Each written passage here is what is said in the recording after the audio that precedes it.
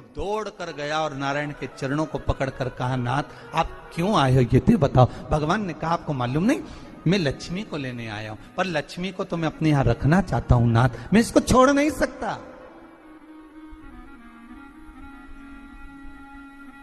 मैं लक्ष्मी जी को छोड़ नहीं सकता, मैं इनको लेकर जाऊं। किसान रोने लगा। तब भगवान नारायण ने धनतेरस की पूजन का महत्व समझाया। तब भगवान ने धनतेरस की पूजन का महत्व समझाया। सुनो किसान, मृत्यु लोक में रहने वाला मानव अगर धनवंतरी की पूजन करता है, धनतेरस के दिन कार्तिक महीने में पड़ने वाली सुंदर त्रयोदशी तिथि को जो धनवंतरी की पूजन करेगा, उसके घर से लक्ष्मी कभी बाहर नहीं जाएगी। नारायण जैसे बोले तो किसान तुरंत प्रसन्न हो गया। प्रभु प्रभु आप मुझे वो उपाय, आप मुझे वो पूजा का प्रयोग, आप मुझे वो महत्व उस धनवंतरी पूजन का, उस धनतेरस की पूजन का बता दीजिए, जिससे मेरा कल्याण हो जाए, जिससे मेरा उद्धार हो। भगवान विष्णु बोले, किसान सुनो, ये धनवंतरी मेरा ही एक अंश होता है। जैसे मेरे हाथ में शंख चक्र गदा पद्म सब धारण करा हुआ हूं, उसी तरह धनवंतरी का स्वरूप का यदि आप दर्शन करेंगे, आप धनवंतरी के चित्र का अगर दर्शन करेंगे, तो एक हाथ में उनके भी चक्र है, एक हाथ में उनके शंख है, एक हाथ में उनके औषधि है, एक हाथ में उनके अमृत का कलश है, और भगवान स्वयं नारायण का अंश प्रकट हो रहा है। बोल धनवंतरी भगवान की, धनवंतरी भगवान की। कहते हैं धनवंतरी भगवान का प्रागट्य जब हुआ था, तो भगवान शंकर ने धनवंतरी देव को देखकर कहा, वाह रे प्रभु वाह, क्या सुंदर स्वरूप धारण कर कर आए हो। प्रभु जब मेरे लिए विष लेकर आए थे तब एक आनंद दूसरा था, पर आज अमृत लेकर आए हो, उसका आनंद दूसरा है। बहुत अलग अलग बातें महाराज। शिव महापुराण की कथा कहती है, दो तरह की वाणी होती है, एक में आपने क्रोध कर दिया, अपशब्द कह दिया, ताना दे दिया, गालियां दे दी, और एक शब्द अमृत का मीठा बोल दिए, प्रेम की वाणी बोल दी, उसका एक आनंद दूसरा है, उसका एक संबोधन दूसरा है। एक विष लेकर आ रहा है, एक अमृत लेकर आ रहा है। शिव जी कहते हैं जो अमृत लेकर आ रहा है उसका आनंद ही दूसरा है, उसके चेहरे की चमक ही दूसरी है। भगवान विष्णु कहते हैं, सुनो किसान, मैं आपको धनवंतरी पूजन का विधान बताता हूं। भगवान कहते हैं, किसान सुंदर कृष्ण पक्ष की त्रयोदशी को कार्तिक के महीने में धनवंतरी देव का पूजन, धनतेरस का पूजन माना जाता है। सुनो किसान, एक सुंदर भूमि पर देसी गाय का गोबर से लीपन कर कर, अगर गाय का गोबर ना मिले, सुंदर जल से लीपन कर कर वहां एक सुंदर चौक को पूर कर, आप सभी को ज्ञात होगा कि चौक पूरने में रंगोली का प्रयोग नहीं होता। आप लोगों को मालूम होगा चौक पूरने में आटा और हल्दी का प्रयोग होता है। काय का प्रयोग होता है? आटे और हल्दी का प्रयोग। आटे हल्दी का प्रयोग क्यों होता है? क्योंकि आटा समृद्धि को बढ़ाता है, लक्ष्मी वैभव को बढ़ाने वाली हल्दी होती है। इसलिए जब चौक पूरा जाता है भूमि पर, तो चौक पूरते समय आटा हल्दी का प्रयोग करते हैं। थोड़ा सा चावल का दाना या गेहूं का दाना रख दिया जाता है, उसके ऊपर एक सुंदर चौकी, एक चौरंग, एक पाटा रख दिया जाता है। भगवान विष्णु बता रहे हैं किसान को धनतेरस के पूजन का वर्णन, और जो भगवान विष्णु ने बताया है वही पूजन का वर्णन आप लोग श्रवण कर रहे हैं। आज धनतेरस है, आज धनतेरस का प्रयोग कर पूजन करें, और शिव महापुराण के इस भाव को, विष्णु पुराण के इस भाव को, स्कंद पुराण के इस भाव को आप धारण करें, और जो विधान भगवान विष्णु बता रहे हैं उसके हिसाब से, उसके अनुसार आप लक्ष्मी का पूजन, धनतेरस का पूजन करें। चौकी लगाएं, चौरंग लगाएं, पाटा लगाएं, उस पाटे पर एक सुंदर लाल वस्त्र धारण करा दें, लाल वस्त्र बिछा दें। एक थाली लें, उस थाली पर कंकु से, रौली से, कुंकू से गिला कर स्वस्तिक का निर्माण कर दें। स्वस्तिक का निर्माण कर घर में अगर चांदी का सिक्का हो, अगर चांदी का सिक्का नहीं हो, चांदी का कॉइन नहीं हो, तो अपने घर का 1 का सिक्का, 2 का सिक्का, 5 का सिक्का, 10 का सिक्का, जो भी आपके घर में हो वो कॉइन ले लें महाराज, उसको थाली के अंदर रख दें स्वस्तिक के ऊपर। फिर उसका स्मरण करें, आटे के 7 दिए बनाएं, एक थाली में, एक प्लेट में रख लें, घी के दिए बनाएं और उसमें सुंदर बाती को लगा दें। ध्यान दीजिएगा, इसमें जो बाती लगेगी वो लंबी बाती लगेगी। लक्ष्मी जी की पूजन में जितनी भी बाती लगे वो लंबी लगे। महाराज घी के दिए लगा दें 7, 7 दियों को प्रज्वलित कर लें, प्रकट कर लें। एक दिया तेल का लगा लें। तेल का जो दिया लगाया है, जहां पर आपने सिक्का रखा है, कॉइन रखा है, उसका लेफ्ट हैंड, मतलब आप ऐसे बैठे हो तो आपका सीधा हाथ की ओर आप तेल का दिया लग दें। और जो 7 दिए आपने लगाए हैं वो लक्ष्मी जी के राइट हैंड, मतलब आपका लेफ्ट हैंड हो गया, लक्ष्मी जी का राइट हैंड, आपका लेफ्ट हैंड हो गया, आपका उल्टा। वहां पर 7 दिए जो आपने प्रज्वलित करे हैं वो प्लेट में रख दें। सुंदर थाली जो आपने पूजन के तैयार करी है, उसमें कुंकू, रोली, हल्दी, अबीर, गुलाल, चंदन, मौली, लाल धागा, मौली, अमरबेल के टुकड़े, कमलगट्टे, हल्दी की गांठ, सुंदर भाव में उसको रखें। जल का पात्र सुंदर आनंद से, जो क्वाइन चांदी का और देसी क्वाइन आपने जो रखा है उसका जल से पूजन करें।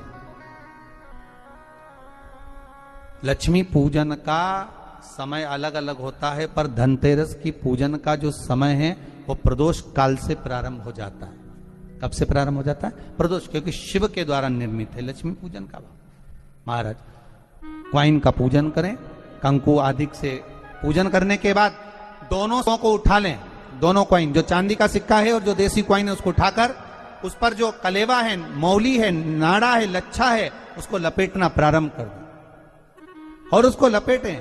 पहले चांदी का सिक्का लपेट दे, फिर देसी सिक्का जो आपने रखा है 1, 2, 5, 10 का जो सिक्का रखा है उसको लपेट, थाली में उसको रख लें। फिर वापस उस पर जल का छींटा देकर उसका पूजन करें। महाराज हल्दी, रौली, मौली, चंदन आदि लगाकर सुंदर भाव से चावल को हल्दी में भिगो लें और पीले चावल कर उल्टे हाथ में चावल लेकर माता लक्ष्मी के ऊपर जो 2 सिक्के रखे हैं उनका पूजन करें।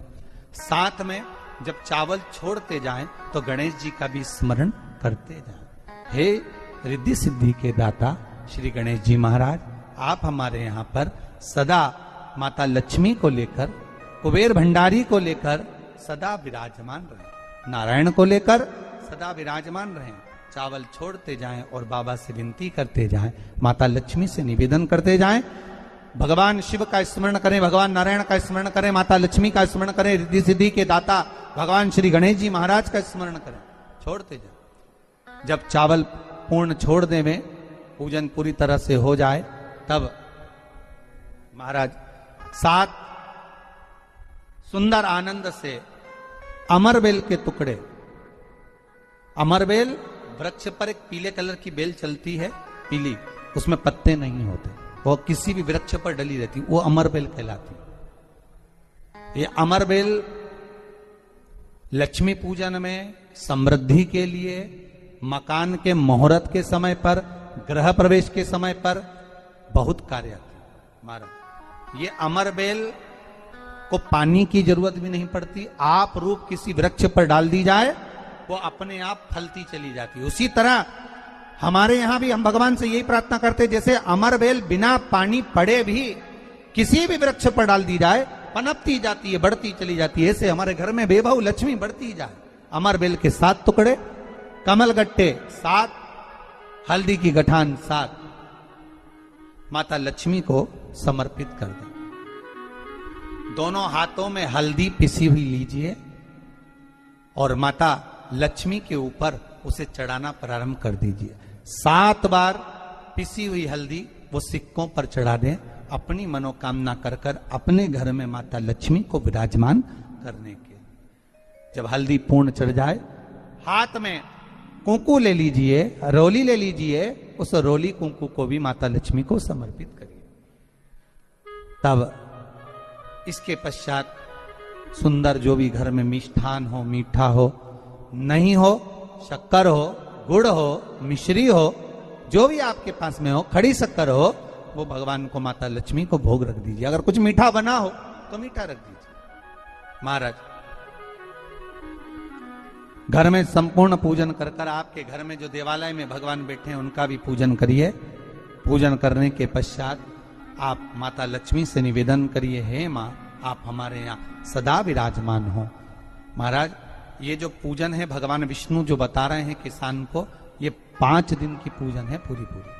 आज कौन से दिन का पूजन बता रहे हैं? पहले दिन का।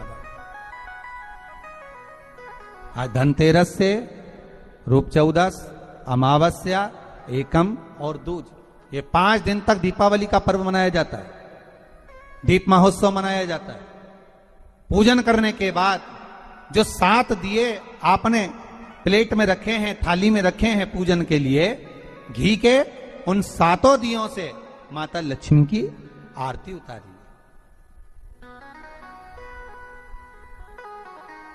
उन 7 दियों से माता लक्ष्मी का पूजन करिए, माता लक्ष्मी से विनती करिए,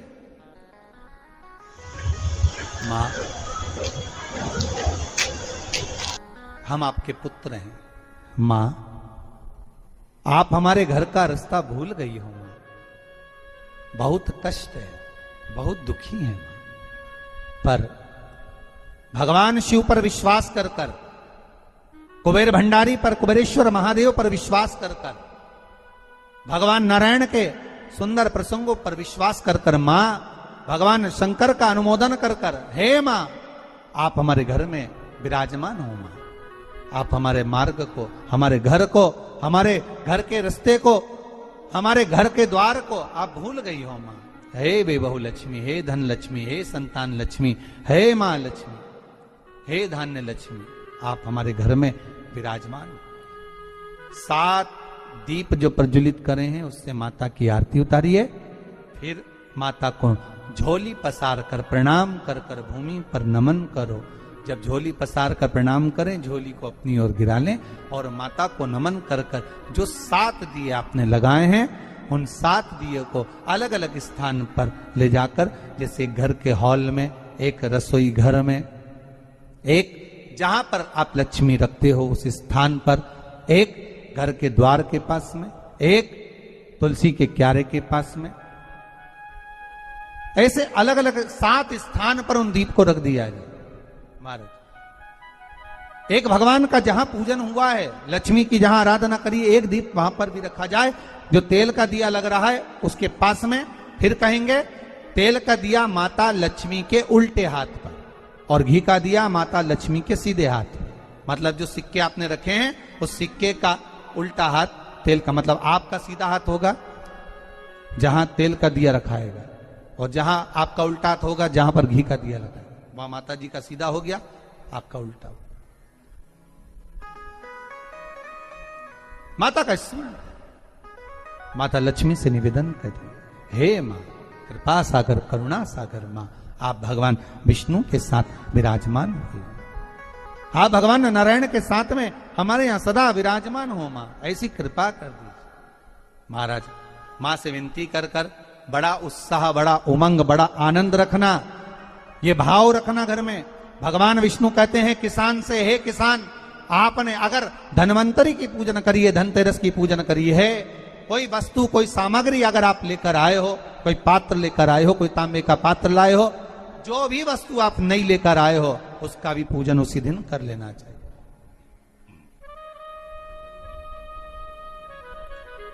उसका भी पूजन करना चाहिए।